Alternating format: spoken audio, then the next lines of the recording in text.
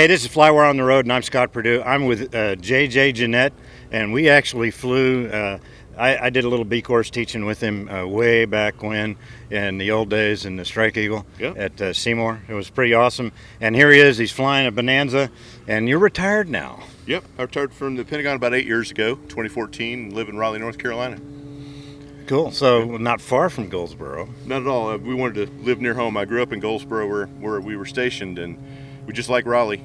Yeah. And so there we are. Well, good. So where do you keep the airplane? I keep the airplane at RDU, and I've got a port-to-port hangar there. I put it in, and it's a great place. It's about 10 minutes from my house. Oh, that's pretty awesome. Yeah, it's fun. Yeah. So how did you get into Bonanzas? How did you go from flying Strike Eagles to flying Bonanzas? Oh, well, when I was at Seymour, when I made Lieutenant Colonel, I bought a tail dragger. I bought a Champion, and I've had that 17 years now, and I just came to Oshkosh a bunch.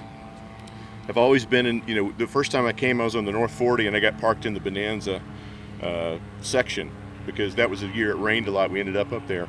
But really it started when I was a kid. My dad had worked at the Bonanza factory in Wichita when he was putting himself through school. He cut out window frames back when they were making these, and he would always point out a V-tail. He goes, Bonanzas are the best built aircraft in the world. That's a V-tail Bonanza. And when you're a kid, that sticks with you. So whenever you see a V-tail, and it's just always stuck with me. I've always wanted one. And then finally got an opportunity to get one this past March, and found this one up in Prineville, Oregon, from just a fine gentleman and his wife who'd been keeping it in their garage for in their hangar at an air park for 25 years.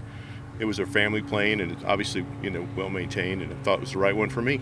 That's awesome. Yeah, that's awesome. Yeah. So, but you started flying an A36 before you did this airplane. I did. Yeah. And I knew I was going to eventually try to get one. So there was an A36 at RDU that I learned how to fly in, which I enjoyed. But to me, it felt like a Suburban. This feels more like a small SUV. It's has just a different feel to it. The A36 was a turbo normalized one. It's a beautiful airplane, but I wanted a V-tail. And has a different feel to it. It's faster burns less gas. Yeah, and carries a lot of weight. Yeah, that's pretty nice. Yeah. So my first Bonanza was while I was at Seymour. I had a P35. I did not know that. Yeah. And how long did you own that one?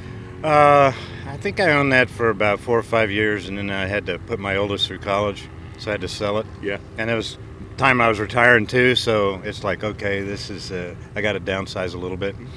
Well, the P35 is awesome, but really they're all so fantastic. Whatever year, I mean, there's one over here it looks like a 1947 that's polished chrome right over my right shoulder. We're in a sea of Bonanzas here. I mean, like 90 V-tails here, and every one of them has a story. Every one of them is beautiful. Every one of them has got these beautiful paint job, variations, and it's just all the families here. You can tell that these are family airplanes, and they're attached to their owners.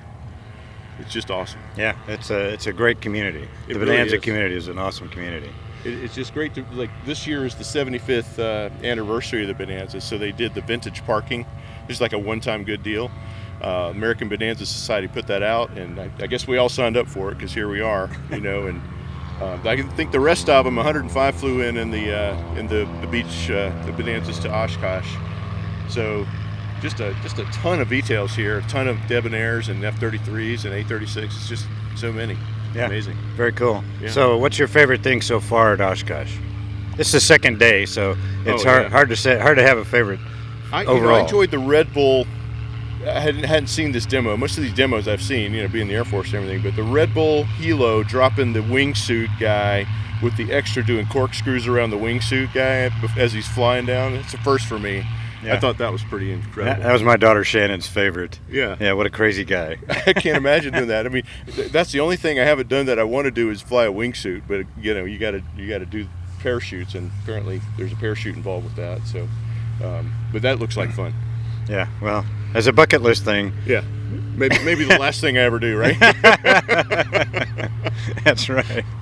Just kidding. Well, great. Yeah. Well, it's so awesome to actually meet up with you here, yeah. And from all those years ago, and to see you flying Bonanzas. I'm really happy about that. Well, I appreciate all the FlyWire videos you do, and I want to thank you. You helped me when I bought this. You helped me pick the route home. I remember, I was trying to figure out if I wanted to go kind of north over Wyoming or south over New Mexico, and and I think you gave me some great advice to come on the southerly route. I flew from Oregon down California across the south to North Carolina. Just want to thank you for that. But all your FlyWire videos, where you walk arounds and how to do a great descent without overspeeding your tail and things like that, I found very helpful and motivational as I was in my search. When I was learning the A36, I referenced a lot of your videos. So I just want to thank you. You've done a great service for us. Thank you very much. I appreciate that. Yeah, I enjoy sharing my knowledge. Well, I hadn't seen you in so many years, and I found you on FlyWire, and then we reconnected, and now I look for the next one every time it comes out. So thank you for all you do. Well, thank you very much. Great. Well, enjoy the show, and we'll see you next time on FlyWire. Awesome. Thank you. Hope that was all right.